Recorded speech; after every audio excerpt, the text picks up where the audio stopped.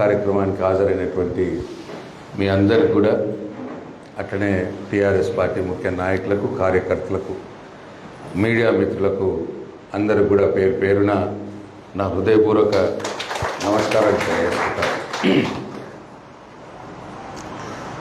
గత 5 సంవత్సరాలుగా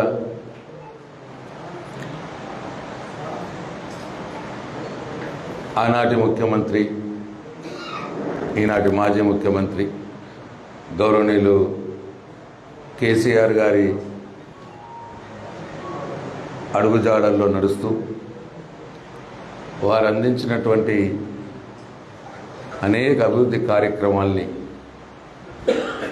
మీ భుజస్కంధాల మీద వేసుకొని నాతో పాటుగా అడుగులో అడుగు వేస్తూ మీ గ్రామం, మీ మండలం, బాల్కొండ నియోజకవర్గం యొక్క అభివృద్ధిలో భాగస్వాములైనటువంటి మీ అందరికి కూడా నా హృదయపూర్వక శుభాకాంక్షలు తెలియజేస్తా ఉన్నా. నిజంగా కూడా నేను ఇది అతిశయోక్తి కాదు నేను చెప్పడం. ఇప్పుడు నేను చాలా దగ్గరలో వేరే జిల్లాలకు పోయినప్పుడు కానీ, వేరే నియోజకవర్గాలకు పోయినప్పుడు కానీ వింటూ ఉంటా, ఎంపీటీసీల వల్లనో సర్పంచ్ల వల్లనో కొద్దిగా జరుగుతున్నది, దానివల్ల పార్టీకి, నాయకుడికి చెడ్డ పేరు వస్తూ ఉన్నది అన్న మాటలు నేను అక్కడక్కడ వింటూ ఉంటా. కానీ మన బాల్కొండ నియోజకవర్గంలో నేను మనస్ఫూర్తిగా చెప్తా ఉన్నా, ఈరోజు ఇక్కడ మీరు ఉన్నటువంటి ప్రతి ఒక్క ఎంపీటీసీ కావచ్చు, కాప్షన్ మెంబర్లు కావచ్చు, గౌరవ ఎంపీపీ అధ్యక్షులు కావచ్చు, జడ్పీటీసీ సభ్యులు కావచ్చు, చాలా నిస్వార్థంగా ఈ 5 సంవత్సరాలు మీరు ప్రజాసేవ చేసినారు. చాలా నిస్వార్థంగా. ఎంతలా అంటే కొన్ని అవసరాలు మీకున్న, అది కుటుంబ అవసరాలు కావచ్చు, రాజకీయ అవసరాలు కావచ్చు, మీకున్న కొద్దిగా టెంప్టేషన్ వచ్చినప్పటికీ అయ్యో మళ్ళీ అన్న పేరు ఎట్లా చెడిపోతుందో, ఎక్కడ చెడిపోతుందో అని మిమ్మల్ని మీరు కంట్రోల్ చేసుకొని ఈ 5 సంవత్సరాలు మీరు ప్రజాసేవ చేసినారు. నా దగ్గరికి సహాయం కోరి వచ్చే వాళ్ళని మీరు సొంతంగా మీ బండ్లలో, మీ కార్లలో పెట్రోల్ పోసుకొని తీసుకువచ్చి వాళ్ళ పని చేయించి వాళ్ళకు మీరే ఛాయ్ తాగిపించి మళ్ళీ ఊళ్ళల్లో దించిన సందర్భాలు కోకోళ్ళలో అని చెప్పి నేను ఈ సందర్భంగా మీకు మనం చేస్తాను. చాలా మంచి నాయకత్వం, చాలా మంచి టీం. నిజామాబాద్ జిల్లాలో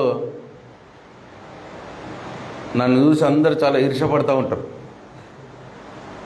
అన్న నీకు చాలా డైమండ్ లాంటి నాయకులు ఉన్నారు, మీకు మంచి టీం ఉంది,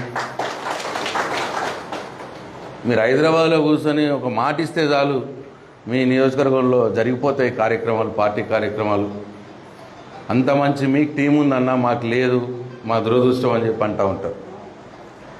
నిజంగా కూడా మీ అందరికీ నా హృదయపూర్వక నమస్కారాలు, నా ధన్యవాదాలు. 5 సంవత్సరాలుగా మీరు నాతో పాటు కలిసి ప్రజాసేవలో భాగ్యం పంచుకున్నారు. మీ ఎవ్వరికి కూడా చెడ్డ పేరు లేదు గ్రామాల్లో. అదంతా బట్టి అభూత కల్పన. బయట వాళ్ళు చాలా మాటలు అంటారు, ఇదంతా కూడా అవతలి పార్టీ వాళ్ళు ప్రచారం చేసి వాళ్ళకి ఏం ఆయుధం దొరకక మన నియోజకవర్గంలో జరిగిన అభివృద్ధి పనులు, జరుగుతున్న అభివృద్ధి పనులను చూసి ఇంకా ఏ రకంగా మన మీద అటాక్ పెట్టాలని అర్థం కాక ఒక స్టేజ్లో, ఫస్ట్ స్టేజ్లో మీ మీద ప్రచారాలు, మీరేదో చేస్తున్నట్టు, మీరేదో చెడ్డ పనులు చేస్తున్నట్టు, తద్వారా పార్టీకి నాకు ఒక బ్రేక్ రావాలా అని చెప్పి మీ మీద ప్రచారం మొదలుపెట్టినారు. నాకు తెలుసు. సరే, మనం అధికారంలో ఉన్నాం కాబట్టి ఆ ప్రచారాలని మనం ఎంత చెప్పినా అంత సమర్థవంతంగా మనం అడ్డుకోలేకపోతాం. ఎందుకంటే చెడు చాలా తొందరగా ప్రచారం అవుతుంది, మంచి చాలా లేటుగా ప్రచారం అవుతుంది. కాబట్టి మీ మీద ప్రచారం మొదలు స్టార్ట్ చేసినారు. తర్వాత లాస్ట్కి నా మీద పెట్టిరు ఇక ఎలక్షన్లప్పుడు. ఎంత దుర్మార్గంగా అంటే నేనట గంజాయి అమ్ముతానట, అంత దుర్మార్గంగా నా మీద ప్రచారం. చెప్పింది 100,000 సార్లు చెప్పేవరకల్లే కొంతమంది కన్ఫ్యూజ్ అయినారు ఎలక్షన్లో కూడా. నేను నా మీద గంజాయి అమ్ముతానో లేకపోతే గంజాయి అమ్మే వాళ్ళకి నేను సపోర్ట్ చేస్తానో నేను అప్పుడు ఎలక్షన్లో ఏం అనలేదు. నేను అనుకున్నా సార్ ప్రజలు నమ్మరు కదా ఇటువంటి చెడు ప్రచారాలు అని అనుకున్నా నేను. కానీ తర్వాత తెలిసింది కొంతమంది నమ్మినరు అని. అందుకే ఈ సందర్భంగా నా మీద ప్రచారం చేసిన వాళ్ళకి నేను ఒక సవాల్ విసురుతా ఉన్నా. మీరు నమ్మిన దేవుడి దగ్గరికి రండి, ఏ దేవుడైనా సరే. మీరు ఆ దేవుడి ముందు ప్రమాణం చేయండి, నేను గంజాయికి సప్లై చేస్తానో లేకపోతే గంజాయి సప్లై చేసే వాళ్ళకి నేను సపోర్ట్ చేస్తా అని చెప్పి, దాంట్లో నిజం ఉన్నదే అని చెప్పి మీరు ఆ దేవుడి మీద ప్రమాణం చేయండి. నేను కూడా దేవుడి మీద ప్రమాణం చేస్తా. అటువంటి చెడు పనులకు నేను కాదు కదా, నాతో పరిచయం ఉన్న ఎవ్వరిని కూడా నేను అలో చేయ. ఒకవేళ అట్లా చేస్తున్నారు అంటే 1 నిమిషంలో ఆ మనిషిని దూరం పెట్టేస్తా. కాబట్టి అంత దుర్మార్గమైన చెడు ప్రచారం వాళ్ళకు కూడా తెలుసు. ఇది తప్పుడు ప్రచారం ఏం చేస్తున్నాం, అయినా సరే ఓట్ల కోసం, రాజకీయం కోసం ఇట్లా మీ మీద ప్రచారం చేసినారు, నా మీద ప్రచారం చేసినారు. నేను అడుగుతున్న వాళ్ళకి, ఇంత భావదారిద్ర్యం గల ప్రచారం, ఇంత దరిద్రమైన ప్రచారం ఒకరి మీద చేసేటప్పుడు ఆలోచన చేసుకోవాలి. మీకు కూడా మీ కుటుంబాలు ఉన్నాయి, మీకు భార్య పిల్లలు ఉన్నారు. అటువంటి ప్రచారం చేసే సందర్భంలో నువ్వు ఎవరి మీదనైతే ప్రచారం చేస్తున్నావో, అబద్ధం ప్రచారం చేస్తున్నావో, ఆ కుటుంబంలో ఎటువంటి ఆలోచనలు వస్తాయి, ఎటువంటి ఎఫెక్ట్ ఉంటుంది దాంతో. అంత మాత్రం కూడా ఆలోచన లేదు. డెఫినెట్గా నా మీద మీ మీద అబద్ధం ప్రచారం చేసిన వాళ్ళకు డెఫినెట్గా నా ఉసురు వాళ్ళకి తగులుతుంది. నేను ఇది 100% చెప్తాను. కాబట్టి బాధగా ఇది ఒక రకమైన అబద్ధం ప్రచారాలు. ప్రశాంత్ రెడ్డి మంచోడే అని కొన్ని రోజులు ప్రశాంత్ రెడ్డి మంచోడే కానీ ఆయన కింద ఉన్న వాళ్ళంతా చెడ్డోళ్ళు. ఎవ్వరు చెడ్డోళ్ళు లేరు, నా కింద ఉన్న వాళ్ళందరూ కూడా రత్నాలే. అట్లా ఒక అద్భుతమైన కల్పన, అటువంటి ప్రచారాలు చేసి నన్ను ఓడగొట్టే ప్రయత్నం చేసినారు. కానీ ఆ భగవంతుడి దయతోటి తక్కువ మెజార్టీతోటి అయినా సరే వాళ్ళ ఆశలు అడియాశలైనాయి, న్యాయమే గెలిచింది. ఇప్పుడు తెలుస్తున్నది ప్రజలకు ఎవరు ఎటువంటి వాళ్ళు అనే సంగతి ఇప్పుడు తెలుస్తూ ఉన్నది. ఓ ఎంపీటీసీ కాదు, ఓ సర్పంచ్ కాదు, ఒక అధికారం లేదు, ఓ పదవి లేదు. ఊర్లలో కాంగ్రెస్ పార్టీ నాయకుల స్వైర విహారం ఇప్పుడు ప్రజలకు అర్థమవుతా ఉన్నది. వాగులు పంచుకున్నారు, పోలీస్ స్టేషన్లు పంచుకుంటున్నారు, ఎంఆర్ఓ ఆఫీసులు పంచుకుంటున్నారు, ఎండిఓ ఆఫీసులు పంచుకుంటున్నారు. చాలా ఇక కక్కచ్చినట్టే 6 నెలలకే ఇప్పుడు కక్కచ్చినట్టు అయిందిగా. ఇసుకలు డంపులు పోసి అమ్ముకునుడే. పొద్దున్నాక ప్రొక్లైనర్లు పెట్టి, జేసీబీలు పెట్టి ఉన్న వాగులన్నీ ఖాళీ చేస్తున్నారు. ఎవరు ఎటువంటి వాళ్ళో ఇప్పుడు ప్రజలకు అర్థమవుతా ఉన్నారు. కాబట్టి మీరు ఇవాళ 5 సంవత్సరాలకు పదవి విరమణ చేసిండొచ్చు, కానీ రేపు రాబోయే స్థానిక సంస్థల ఎన్నికల్లో మళ్ళా మీరే ఇంకో వేరే రూపాల్లో డెఫినెట్గా మీరు ఎన్నుకోబడతారు ప్రజలతోటి. మీకే మంచి పేరున్నది ప్రజల్లో. వాళ్ళు ఇంకో 3-4 నెలలు ఇంకా గబ్బులు వేసిపోతారు. కాదు గబ్బు అంటే మామూలుగా గబ్బులు ఎవరు. కళ్యాణ లక్ష్మి కోసం పైసలు అడుగుతున్నారట, సీఎంఆర్ఎఫ్ కోసం పైసలు అడుగుతున్నారట. మీరేమో మీ సొంతంగా పెట్టి మన నరేంద్ర ఉన్నాడు కాసకొత్తు, వాడైతే స్టేట్మెంటే ఇచ్చిండు పెద్దగా. కళ్యాణ లక్ష్మి సీఎంఆర్ఎఫ్ కోసం ఎమ్మెల్యే గారి దగ్గరకు పోయేటోళ్ళని నేనే నా సొంతంగా నా కార్లో తీసుకుపోతా, పెట్రోల్ పోసుకొని వాళ్ళకి భోజనం చేపిస్తా, లేదు ఛాయ్ తాగిపిస్తా, మళ్ళీ ఇంటికాడ దించుతా అని చెప్పి ఆయన ఎంపీటీసీ సభ్యుడు నరేందర్ ఆశకొట్టు అనౌన్స్ చేసిండు. ఊర్లో అనౌన్స్ చేసి ఆయన తీసుకొచ్చి ఆ సేవ చేసినాడు. అటువంటి వాళ్ళకి తిరుగుండదు ఇవాళ రేపు రాబోయే లోకల్ బాడీ ఎలక్షన్లో. ప్రజలు అన్నీ చూస్తారు, సరే బయటపడే సందర్భంలో బయటపడతారు. ఇట్లా అనౌన్స్ చేసిండు. అనౌన్స్ చేయకుండానే మీరు అందరూ కూడా అదే పని చేసినారు. ఎవ్వరి దగ్గర ఒక రూపాయి తీసుకోలే, సేవ చేసినారు. డెఫినెట్గా మీకు రాబోయే రోజుల్లో ప్రజా జీవితంలో మీరు ఇంకా సక్సెస్ అవుతారు. చాలా మంచి పొజిషన్స్ మీకు వస్తాయి. పార్టీ మీకు అండగా ఉంటుంది, నేను మీకు అండగా ఉంటుంది, దాంట్లో ఏం డౌట్ లేదని చెప్పి మీ అందరికీ మనవి చేస్తూ ఉన్నా. ఇకపోతే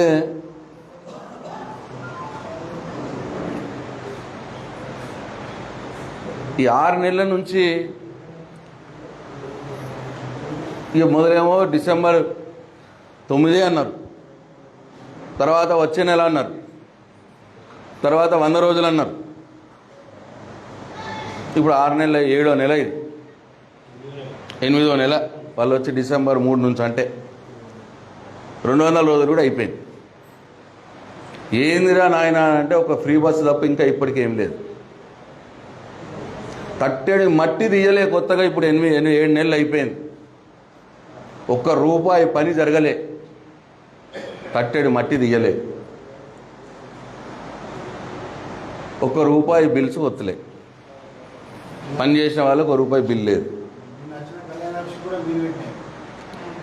స్థానిక సంస్థల ఎన్నికల్లో, స్థానిక సంస్థల్లో ఈ సర్పంచ్లు కావచ్చు, గ్రామ పంచాయతీలకు 7 నెలలు అయింది, 1 రూపాయి లేదు.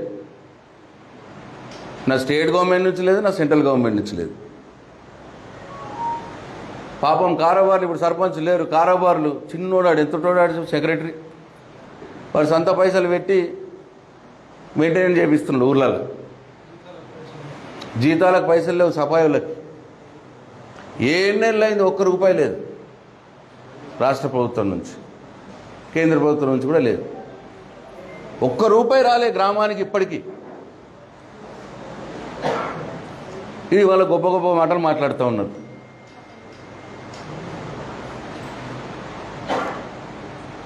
రుణమాఫీ ఇక డిసెంబర్ నువ్వు పోయి తెచ్చుకో, నేను రాగానే ఇచ్చేస్తా అన్నాడు.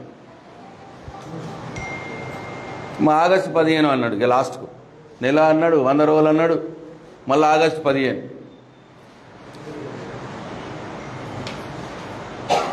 ఇప్పుడు ఏం చేయాలా అని ఇప్పుడు లెక్కలేస్తారు. ఇక విధి విధానాలు రూపకల్పన చేస్తున్నారట ఇప్పుడు. ఇక మళ్ళా మొన్న శ్రీధరబాబు గారు ఎక్కడ ఉన్నారు, ఆయన అంటే నాకు చాలా గౌరవం.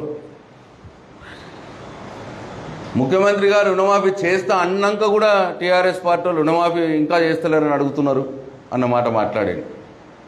చేస్తా అని ఇప్పుడు కొత్తగా ఎందుకు అన్నాను, మొన్న నుంచి అంటున్నావు.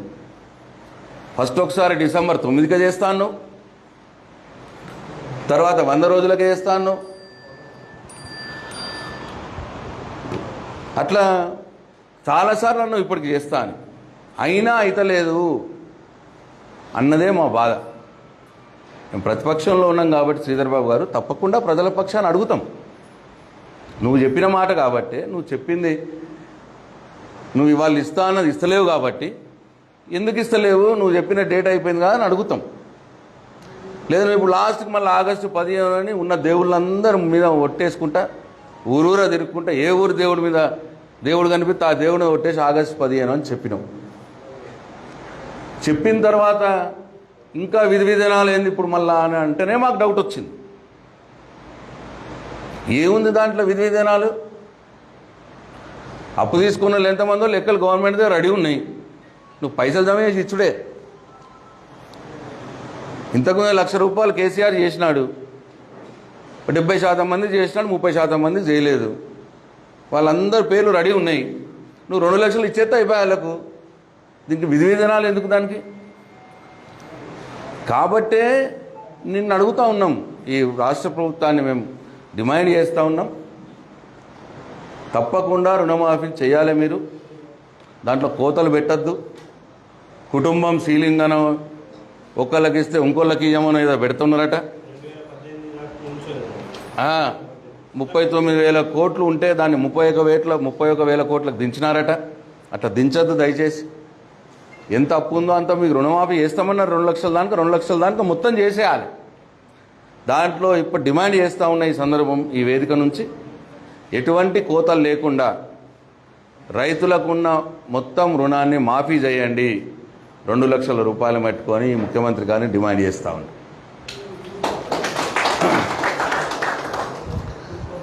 అట్లనే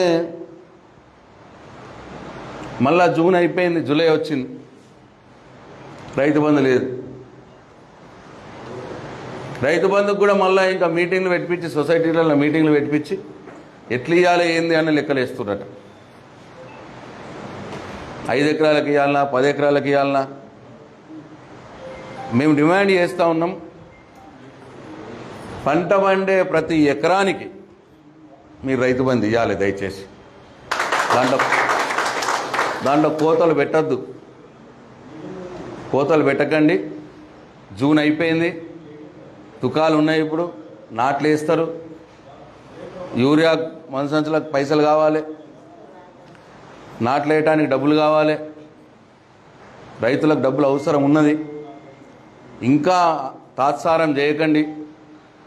కమిటీల పేరు మీద సమావేశాల పేరు మీద తాత్సారం చేసి రైతు బంధుని ఎగ్గొట్టే ప్రయత్నం చేస్తున్నారనే అనుమానం కలుగుతూ ఉన్నది. దయచేసి ప్రభుత్వాన్ని డిమాండ్ చేస్తున్న మీ పక్షాన, మీ అందరి పక్షాన ప్రతి ఎకరా కూడా మీరు రైతు బంధు ఇవ్వాలి, ఇమీడియట్గా మీరు రైతు బంధు ఇవ్వాలి అని చెప్పి మీకు డిమాండ్ చేస్తూ ఉన్నాం. అట్లనే మీరు 100 రోజులే డెడ్ లైన్ పెట్టినారు మీ హామీలన్నీ నెరవేర్చడానికి. సరే కానీ ఇంకా టైం ఇద్దామన్నా, ఇప్పుడు 6 నెలలు అయిపోయింది, 7 నెలలు అయిపోయింది. కాబట్టి మీరు చెప్పిన 4,000 రూపాయల పెన్షన్ పెంచి ఇవ్వాలి, క్రమం తప్పకుండా ఇవ్వాలి అని చెప్పి డిమాండ్ చేస్తూ ఉన్నాం. అట్లనే ప్రతి ఆడబిడ్డ వెయిట్ చేస్తూ ఉన్నది. 2,500 రూపాయలు మీరు ఏదైతే పెన్షన్ రాని ఆడబిడ్డలకు ఇస్తామన్నారో అది కూడా ఇమీడియట్గా స్టార్ట్ చేయాలి. 6 నెలలు 7 నెలలు అయిపోయింది, ఇంకా మీరు ఇట్లా తాత్సారం చేసుడు మంచిది కాదు. ఉన్న 5 సంవత్సరాలలో 5 ఏళ్లలో 7 నెలలు గానే అయిపోయింది. నువ్వు అటు ఇటు అంటే ఇంకో సంవత్సరం అయిపోతుంది ఇక. కాబట్టి ఇది మంచిది కాదు, ప్రజల్ని మోసం చేసినట్టు అవుతుంది. అక్కడ చంద్రబాబు నాయుడు నీ గురువు అని చెప్తున్నారు. ఆయన పెన్షన్ పెంచుతా అన్నాడు, రాగానే పెన్షన్ పెంచే ఇచ్చిండు, మొదటి నెలనే ఇచ్చిండు. నువ్వేమో 7 నెలల నుంచి మీనవేశాలు లెక్క పెడతా ఉన్నావు. ప్రజలకు అర్థమవుతున్నావు ఎవరేందనేది. అక్కడనేమో ఆయన చెప్పిన మాట ఇస్తున్నాడు, నువ్వేమో 7 నెలలు అయింది ఇంకా కమిటీలు లెక్కలు అంటున్నావు. 2,500 కూడా ఇవ్వాలి, ఇమీడియట్గా స్టార్ట్ చేయాలని డిమాండ్ చేస్తూ ఉన్నాం. అట్లనే తులం బంగారం మాయల పడేసినావు నువ్వు మా అక్క చెల్లెలని. ఇమ్మీడియట్గా కళ్యాణ లక్ష్మిలో తులం బంగారం మీరు కలిపి ఇవ్వాలి. నిన్న మొన్న పాపం మా ఎంపీపీలు మా జడ్పీటీసీలు కళ్యాణ లక్ష్మి చెక్కులు పంచండి అని చెప్పి నేను ఆర్డీఓ గారికి చెప్తే మా కాంగ్రెస్ పార్టీ సోదరులు చాలా ఉత్సాహంగా వచ్చి ఆ కళ్యాణ లక్ష్మి చెక్కుల పంపిణీ కాడ నిలబడరట. అవన్నీ కూడా మేము అప్పుడు కేసీఆర్ ప్రభుత్వంలో ఉన్నప్పుడు తయారు చేయబడినటువంటి చెక్కులు అవి. దానికి కూడా వచ్చి ఇది మేమే ఇస్తున్నాము అని చెప్పి ఏదో ప్రయత్నం చేసినారు. ఇంకా మానండి, ఇంకా ఎన్ని రోజులు ఇట్లా మంది పుట్టిన బిడ్డల్ని ముద్దావుడు పనిచేయరు దయచేసి. ఇంకా మంచిది కాదు. ఇక మీరే వెళ్ళి ఇచ్చేది ఉంటే భారత తులం బంగారంతో రండి, సంతోషిస్తాం, మీకు స్వాగతిస్తాం, మీకు సపోర్ట్ కొడతాం. మీ నిజంగానే కళ్యాణ లక్ష్మి పంచడంలో మీ భాగస్వామ్యం మీరు కోరుకుంటే తులం బంగారం తీసుకొని రండి. ఇస్తే కేసీఆర్ అప్పుడు ఇచ్చిన 1,00,000 రూపాయలు మీ తులం బంగారం 2 కలిపి ఇద్దాం మా అక్క చెల్లెలకు. ఇప్పుడు మీరు కూడా వస్తే బాగుంటుంది. అదేం లేకుండా ఊరికనే వచ్చి ఏదో రాజకీయం చేయాలని చూడడం మంచిది కాదు. అది ఇక్కడ స్థానిక కాంగ్రెస్ పార్టీ కార్యకర్తలకు నాయకులకు కూడా నేను సూచిస్తూ ఉన్నా, మీ అధినాయకత్వం మీద మీ పార్టీ మీద ఒత్తిడి తెండి. మనం ప్రజలకు మాట ఇచ్చినాం, మీరు రాలేదు ఓటర్ల దగ్గరికి, మేము పోయినామన్నా, మేం చెప్పినాం తులం బంగారం ఇస్తా అని, మేం చెప్పినాం 4,000 పెన్షన్ ఇస్తామని. ఇవాళ ప్రజలు మమ్మల్ని అడుగుతూ ఉన్నారు. కాబట్టి మీరు తొందరగా ఇవ్వండి అని చెప్పి మీ ముఖ్యమంత్రి గారిని, మీ అధిష్టానాన్ని అడగండి, మీరు ఆ పనిలో ఉండండి. ఇక్కడ కళ్యాణ లక్ష్మి పంచే పనిలో, ఈ చెక్కులు పంచే పనిలో ప్రజలతోటి ఎన్నుకోబడిన ఎంపీపీలు జడ్పీటీసీలు ఉన్నారు, వీళ్ళు చూసుకుంటారు. కాబట్టి ఇట్లా ఇన్ని ప్రజా సమస్యలు ఉన్నాయి. ఈ ప్రజాప్రతినిధులకు కూడా జీతాలు ఇస్తామన్నారు, జీతాలు పెంచుతామన్నారు, పెన్షన్లు కూడా ఇస్తామన్నారు. మరి మీకు రేపటి నుంచి మీరు ఎక్స్లు అయినరు, ఇక పెన్షన్ స్టార్ట్ కావాలా మీకు? మీ అందరికి జీతాలు వాళ్ళు లేవు, కొత్తగా పెన్షన్లు కూడా ఇస్తా అన్నాడు. మరి మీ ఎంపీటీసీలు, మీ జడ్పీటీసీలు, మీ అందరు కూడా సర్పంచులు, ప్రతి ప్రజాప్రతినిధి అందరికి కూడా గౌరవ వేతనం పెంచుతామన్నారు, అట్లనే పెన్షన్లు ఇస్తామన్నారు. మరి అది కూడా ఆలోచన చేయండి మీరు. ఈ కాంగ్రెస్ పార్టీ పైన ఆ శ్రేణులు ఒత్తిడి పెంచాల్సిన అవసరం ఉన్నది. కాబట్టి నేను ఇవాళ మీ అందరికీ ఒకటే మనం చేస్తూ ఉన్నా, ఇన్ని రోజులు మీరు ఒక పదవితోటి ప్రజాసేవ చేసినారు. సరే, రాబోయే రోజుల్లో ఇంకా మీకు రావాలని నా కోరిక, ఇంకా మంచి పదవులే రావాలని కోరిక. ఆ పదవులు వచ్చేంత మట్టుకు కూడా మనం ప్రజలతోటే ఉండాలి, ప్రజాక్షేత్రంలోనే ఉండాలి. ఈ ప్రభుత్వాలు ఏవైతే ప్రజలకు చేస్తామని చెప్పినాయో, కేంద్ర రాష్ట్ర ప్రభుత్వాలు, రెండు ప్రభుత్వాలని కూడా వారు ప్రజలకు చేస్తామని చెప్పిన వాటిని వారితో ఇప్పించే విధంగా మనం ప్రజలతో కలిసి పోరాటాలు చేయాల్సిన అవసరం ఉంటుంది. ప్రజల కోసం పనిచేసిన నాయకుడు ఎప్పటికి కూడా సావడు, గుర్తుపెట్టుకోండి. అది ఏ స్థాయి అయినా కావచ్చు. చాలా ఫీల్డ్ ఉన్నది మీకు. మీ గ్రామాల్లో ఇవాళ అధికారంలోకి వచ్చిన ఈ ప్రభుత్వాలు వారు చెప్పిన అనేకమైనటువంటి హామీల్ని, ఇప్పుడు నేను ఇంత మట్టుకు ఇప్పుడు ఒక 4-5 హామీలు మేనీ చెప్పిన, ఈ హామీల్ని అమలు చేపించే బాధ్యత ఒక రాజకీయ పార్టీ కార్యకర్తగా మనం తీసుకోవాలి. ప్రజల వైపున మనం ప్రభుత్వాలను డిమాండ్ చేయాలి, ప్రజల వైపున ఉండి మనం ప్రభుత్వాల మీద పోరాటం చేయాలి. అప్పుడే మనల్ని ప్రజలు గుర్తిస్తారు. తప్పకుండా రాబోయే రోజుల్లో మీ అందరికి కూడా మంచి భవిష్యత్తు ఉంటుంది, మంచి పదవులు వస్తాయి. అధికారంలో ఉంటేనే మేము ప్రజలకు పనిచేస్తాం అనుకున్న వాళ్ళు ఎక్కువ రోజులు ప్రజా జీవితంలో మనుగడ సాధించలేరు అని చెప్పి నా అభిప్రాయం. కాబట్టి నేను మీతో పాటుగా ఉంటా, మీరు నాతో పాటుగా ఉండి అందరం కూడా కలిసి అంతిమంగా ప్రజల పక్షాన నిలబడి ప్రజల కోసం ఈ రాష్ట్ర ప్రభుత్వం, రేవంత్ రెడ్డి గారి ప్రభుత్వం, నరేంద్ర మోడీ గారి ప్రభుత్వం వారు ఇచ్చినటువంటి హామీల్ని అమలుపరిచే విధంగా మన కార్యాచరణ మనం ఉండాలి. తప్పకుండా ఒక పార్టీగా కావచ్చు, లేదు మీరు వ్యక్తిగతంగా, మీరు ఒక సమూహంగా, మీ గ్రామాల్లో మీరు ప్రజల నాయకుడిగా మీరే ముందుకు వచ్చి మీరే ఆలోచన చేసి ఎక్కడికక్కడ మీరు పోరాటాలు మొదలు పెడితే తప్పకుండా భవిష్యత్తు మీదే అని చెప్పి నేను మీ అందరికీ మనవి చేస్తున్నా. దాంట్లో నా సహాయ సహకారాలు, నా అండ తప్పకుండా మీతో ఉంటుంది. మీరు ఏ పోరాటానికి పిలిపించినా, మీరు ఏ కార్యక్షేత్రానికి రమ్మన్నా తప్పకుండా నేను వచ్చి మీతో పాటు ప్రజా పోరాటంలో పాల్గొంటా అని చెప్పి మీ అందరికీ మనవి చేస్తాను. అట్లనే ఇకపోతే పార్టీలు మారడం విషయం మాట్లాడినారు.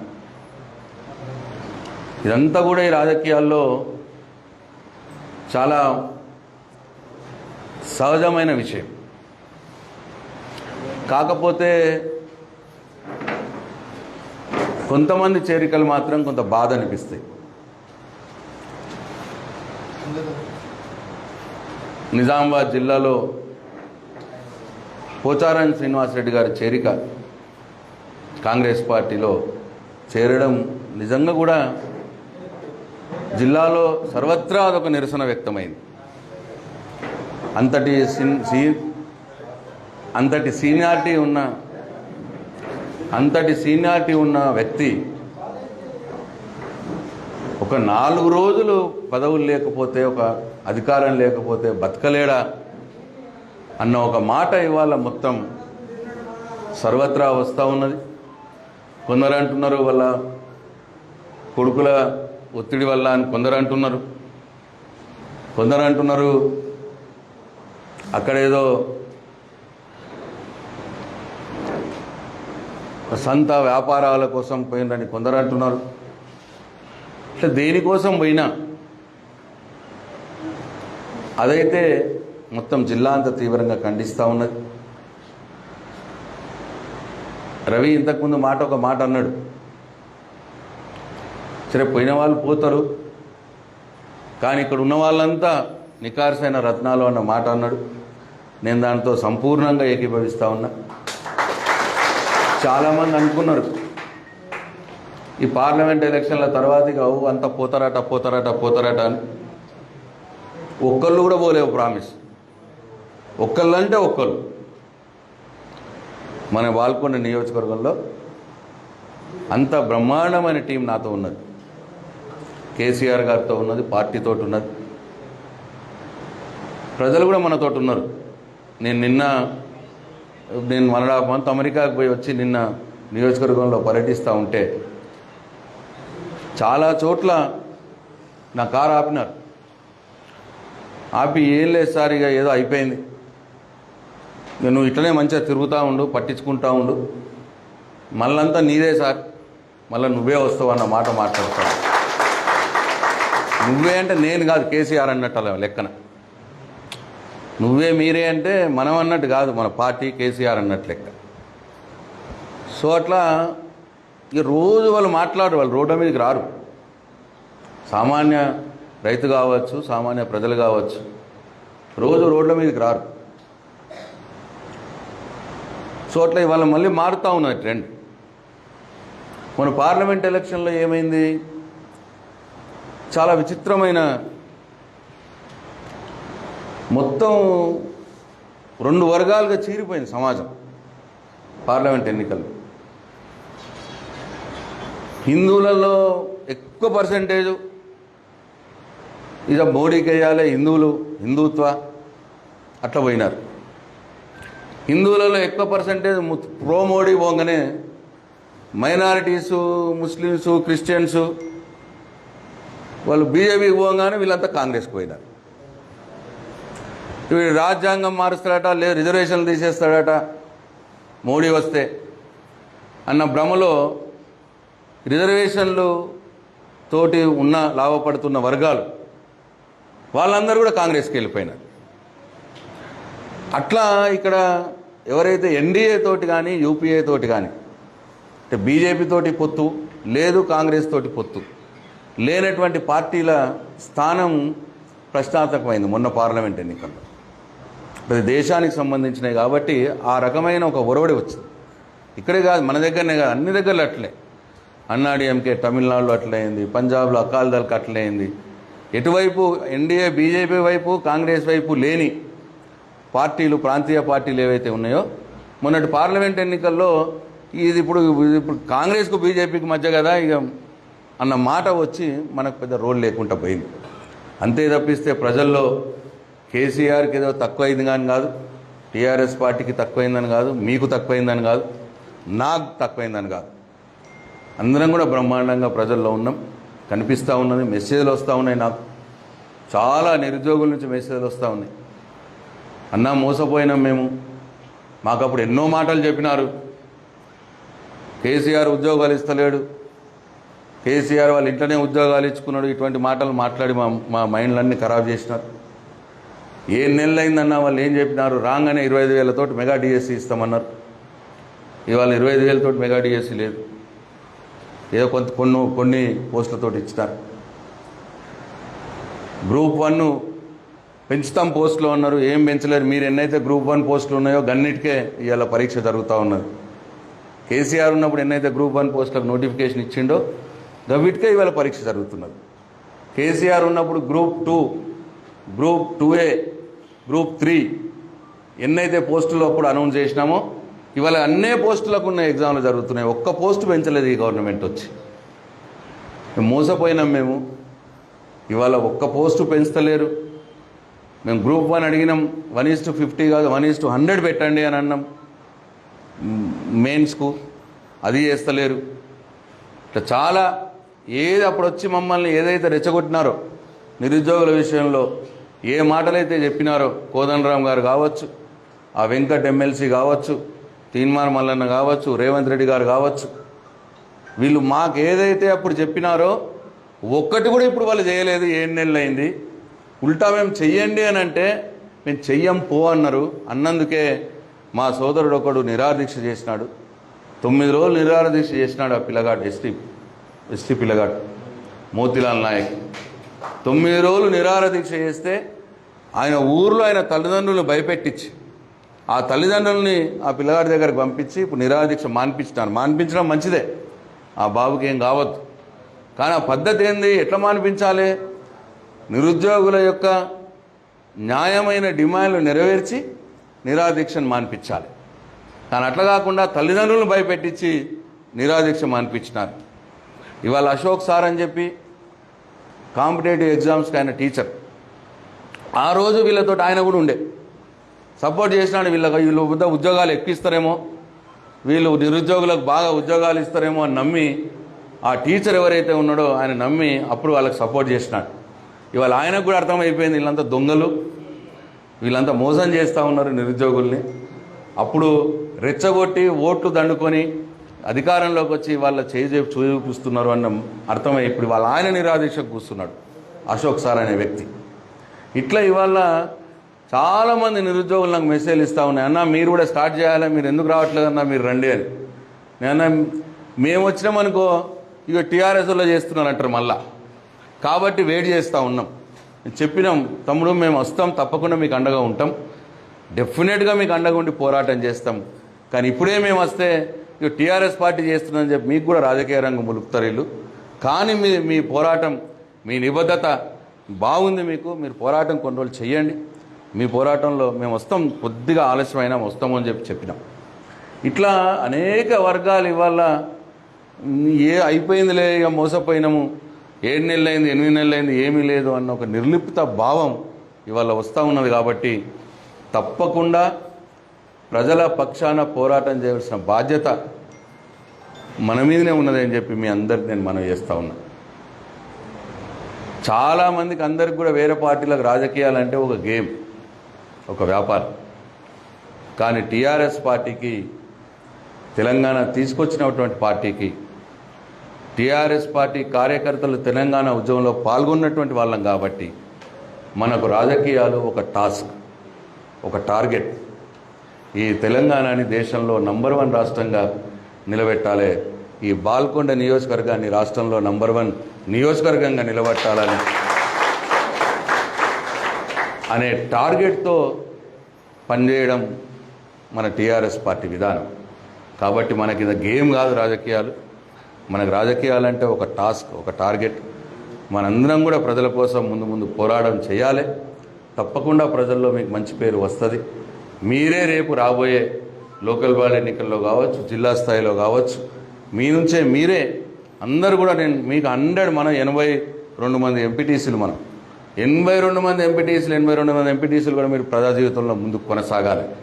మీ అందరికీ వివిధ పదవులు రావాలి. మీరు సర్పంచులుగా, ఎంపీటీసీలుగా, జడ్పీటీసీలుగా, సొసైటీ చైర్మన్లుగా, అట్లా వివిధ పదవుల్లో మీరు రావాలి అని చెప్పి ఆ భగవంతుడు మీ అందరికీ ఆ సహకారం అందించాలని చెప్పి నేను మనస్ఫూర్తిగా ఆ భగవంతుడిని కోరుకుంటూ మీ అందరితో ఇవాళ ఈ కార్యక్రమంలో పాల్గొనడం, మీ అందరితో 5 సంవత్సరాలు ఇలా మీతో అడుగులో అడుగు వేస్తూ, మీరు నాతో అడుగులో వేస్తూ నడవడం, ముందు కూడా మనందరం ఒక కుటుంబంలా, ఒక టీంలా కలిసి ఉంటామని చెప్పి, కలిసి నడుస్తామని చెప్పి ఆశాభావం వ్యక్తం చేస్తూ మీ అందరికీ మనస్పూర్వకంగా నా హృదయపూర్వక నమస్కారాలు తెలియజేస్తాను. జై తెలంగాణ.